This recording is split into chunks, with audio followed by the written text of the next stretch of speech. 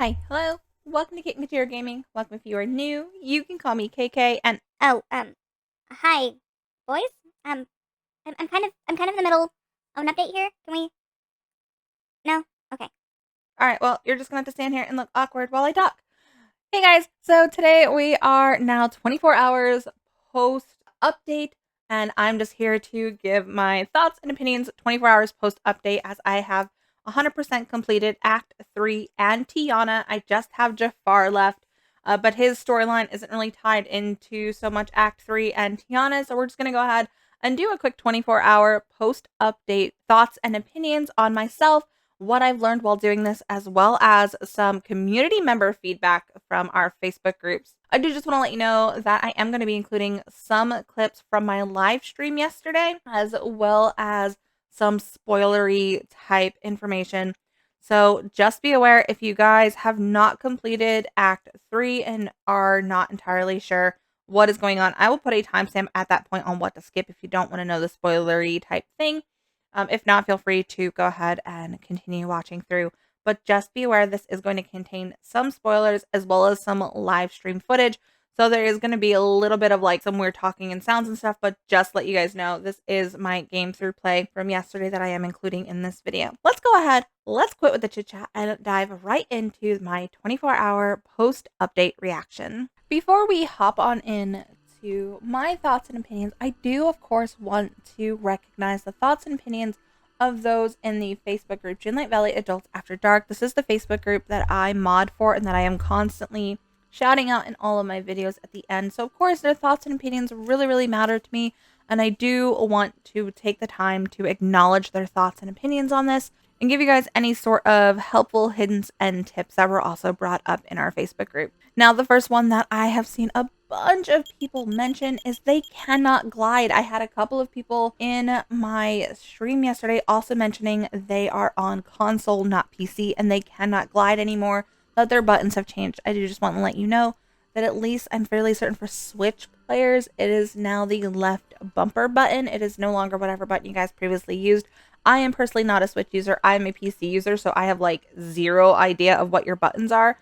But according to a bunch of people over here in Adults After Dark, and some of my other mods and some wonderful people that helped me out on stream yesterday, it is the left bumper button now that helps you glide if you are on Switch. I'm fairly certain it's also the same on Xbox and PlayStation as well. Now, all of these tips and tricks are in absolutely no particular order. My brain is not working that way. I'm just going to go down the list of things that are popping into my head as I continue on through this update.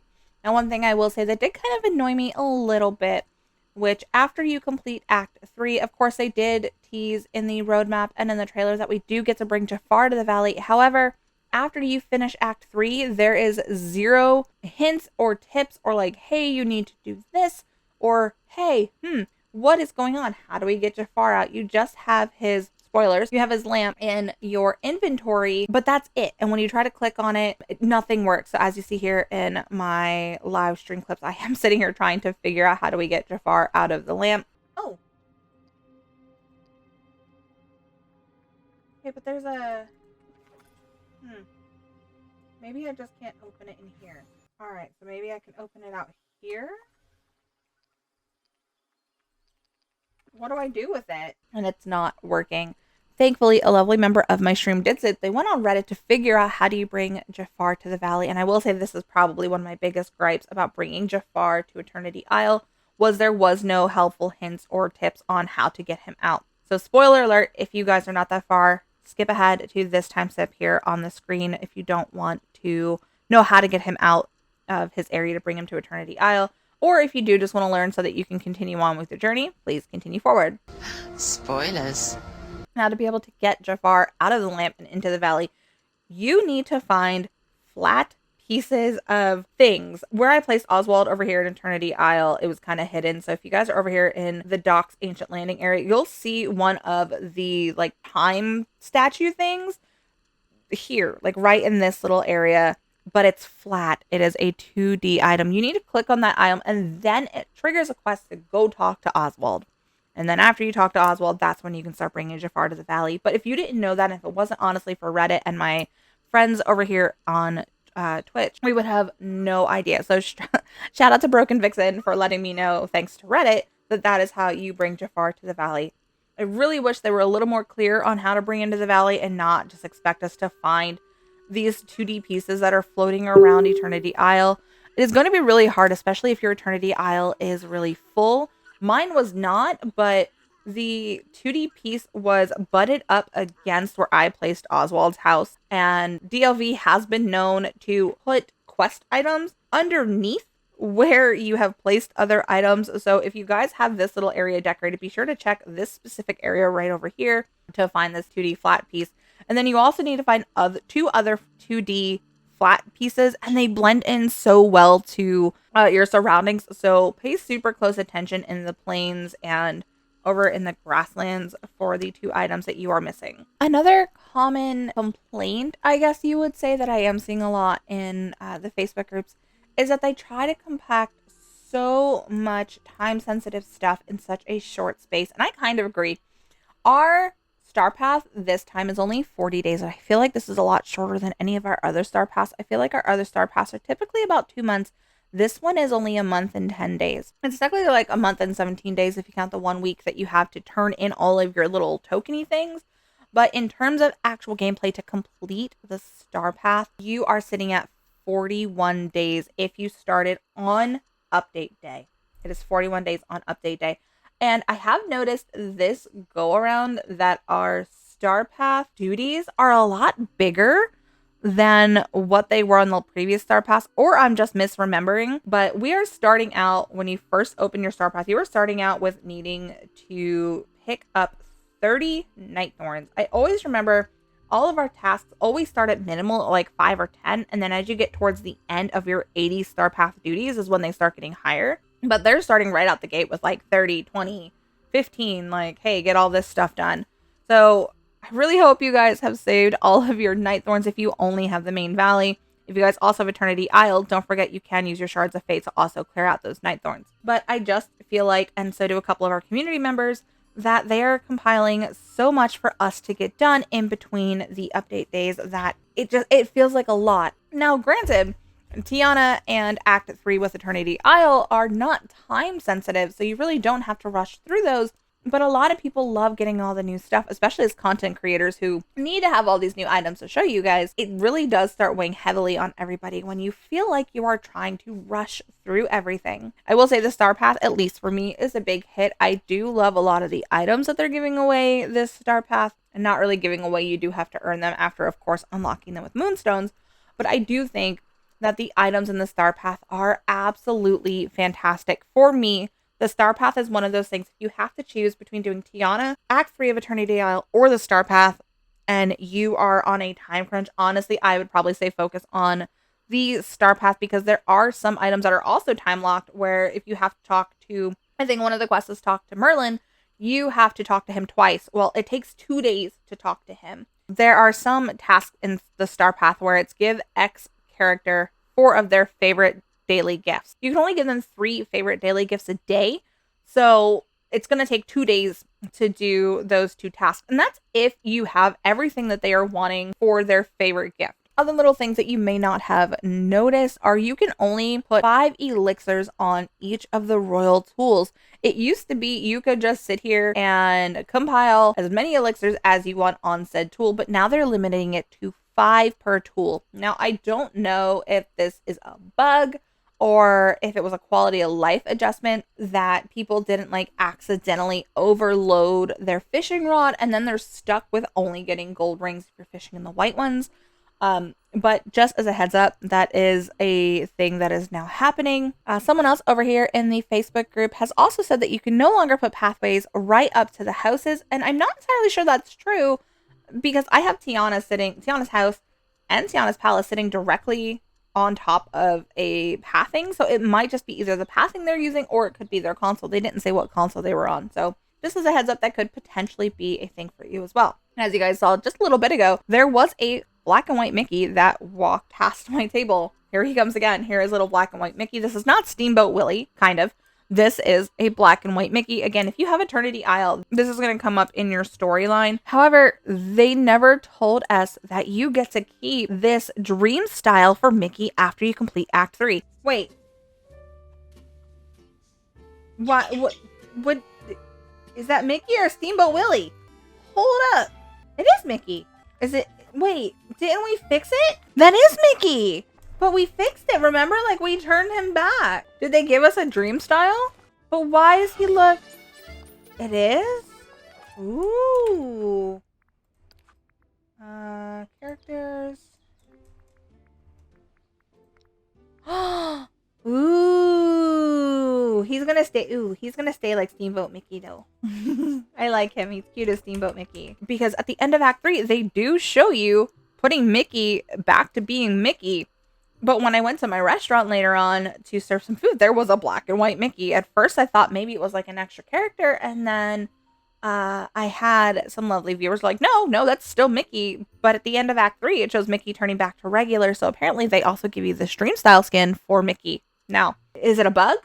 Is it permanent?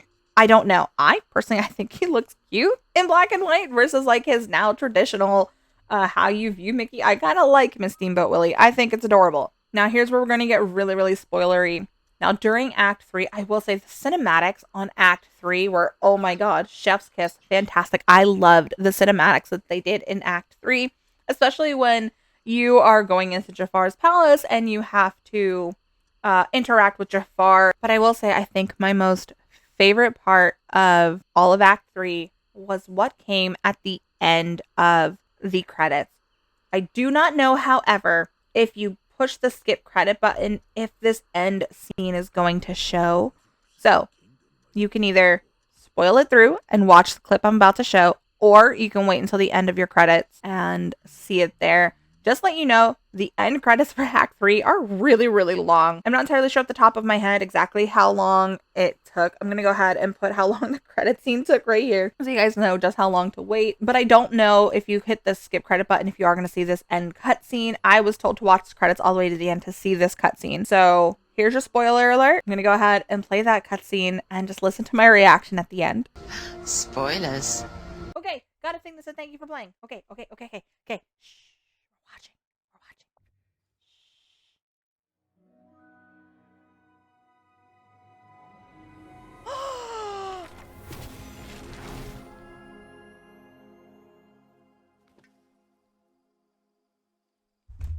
Did y'all just see that? Did y'all just see that? When I said this cutscene was shocking and absolutely phenomenal to me, I loved it because this is such a big hint on what is coming to the Valley. And I know they're going to have a bigger showcase towards the end of the year, which should be touching on this, but I loved it. I loved it. The gasp that I had gasped when I saw this cutscene, and then all of the theories that my chat and I were discussing, trying to figure out exactly how they are doing this, because they did mention in the D23 or D3 thing that just happened that they are bringing like a villain isle area to Disney. I believe it, whatever Disney's in Florida. I always get them mixed up if it's Disneyland or Disney World. But the one that's in Florida, they are bringing like a villains area to Disney. So I feel like our next DLC is going to be very villains based, which is fantastic. We definitely need more villains here in the Valley. It's getting a little too goody two shoes over here. I will say for me though, however, one of my least favorite parts of this update, besides the very shortened star path, was Act 3, trying to end Act 3 anyway. Just seemed very forced, or not forced, it was very short-lived. It was a very, very short update quest line. At least personally for me, it involved a lot of crafting things, and it will require a lot of grinding if you guys do not have all of these items stacked up that you need for the quest. It just seemed, it was very, very quick pace. I think it took me a total of maybe an hour or 2 hours to complete all of Act 3 again, but I also had the stacks of items needed in my inventory, which made it easier. So if you guys have all of the stuff that you need in your inventory, you're going to complete Act 3 in about 2 hours, which was a little bit sad for me that it was just, oh, ta-da, here you go, like, craft some things and we're done. I think their main focus was probably, of course, unlocking Jafar and bringing him to the Valley so that you can do Jafar-y type things, but the act of ending Act 3 was a little bit lackluster for me, to be honest. And I feel like Tiana's level 10 was also a little bit lackluster for me as well. Her hardest quest line was quest number 7, where you have to fish for 2 crabs. I thankfully ended up getting my 2 shrimp, my 2 lobster, and my 2 crabs in about an hour. But I had some people in my chat saying it was taking them a couple of hours just to get the 2 crabs, because you do need these to be fresh ingredients. You can't pull them from your chest like you usually can. This one specifically says they have to be caught, and if you guys know, especially when we're doing our Star Pass duties, getting crabs are really hard. They're supposed to be blue rings only in the Frosted Heights, but the blue rings also give tilapia, and they will give more tilapia than they will crab. So just as a heads up, Tiana's Quest 7 is a pain in the rear end. My overall thoughts and opinions on this update. Honestly, I was more excited for this update than I was the Monsters Inc. update, or even Daisy's update, or Mulan's update recently. And I'm not entirely sure why, because Princess and the Frog is not one of my favorite Disney movies. Then again, neither was Mulan or Monsters Inc. Like, I do enjoy all of the Disney movies, but they're not like my favorite. But Tiana's update, for whatever reason, and I think a lot of it was like all of the aesthetically pleasing items that you're getting in the game now. I think that's probably why I was like really hyped for this update, but I was really enthusiastic about this update. If you guys caught my live, I was so excited. There was lots of clipping, there was lots of gasping and giggling, and it was just so much fun. And I really do think this was a really good update. I wish that our Star Path time was still longer, like I mentioned earlier. The cinematics on ending Act 3 were absolutely brilliant. I wish we had more cinematics with Tiana's update. There wasn't really any that stood out to me, but I think it was really good. I also found it really weird on how they were bringing Tiana into the valley. I wish they kind of put her in a realm so that we could, you know, go to the bayou and like all that kind of stuff. But that's about it. Like, I really loved this update. I can't wait for future gameplay. I do, like I said, still need to finish Jafar. I might do an update on how I feel about finishing Jafar's quest in a couple of days. I'm not sure, but this was just my overall 24-hour post-update thoughts. And I want to know your 24-hour post-update thoughts. Let me know in the comments down below what you guys thought of the Dapper Delights update. What did you like? What did you dislike? What are you most excited for? What do you hate the most? I'd love to hear it. Let's chat. And don't forget, if you guys do love this type of content, including all cozy game content, don't forget to give this video a great big thumbs up. It really does help me in the algorithm. And don't forget to click that subscribe button and the notification bell. It'll go ding in your inbox every time I post. If you guys are looking for that like-minded community that I mentioned earlier, be sure to check the description box down below for the 2 amazing Facebook groups. One is Dreamlight Valley Adults After Dark.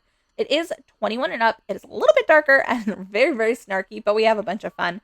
And the other one is Dreamlight Valley Gamers, formerly known as Dreamlight Valley Multiplayer First. It is family friendly, but we heavily focus on Treasure Valley's giveaways and games over there. I'd love to see you guys both over there. If you guys are looking to keep up with me across all social media sites, that is also down in that description box down below. That's Twitch, Twitter, and Discord. I do try to stream every day during the summer over here on YouTube and on Twitch, playing some sort of cozy game, so Palia, Dreamlight Valley, Sims, or anything like that. And if you guys are looking for more variety games, I do stream twice a week over on Twitch with my husband, Broke Pixels Gaming, typically on Fridays and Saturdays, playing a variety game like Power World, Icarus, Ark, or something like that. Now, like my tagline says, I suck at video games, but at least I make it fun. I am a small-time content creator looking to grow her channel in 2024, and I hope you guys will continue on this journey with me. I appreciate you guys so much, and I'll see you guys next time. Bye, guys!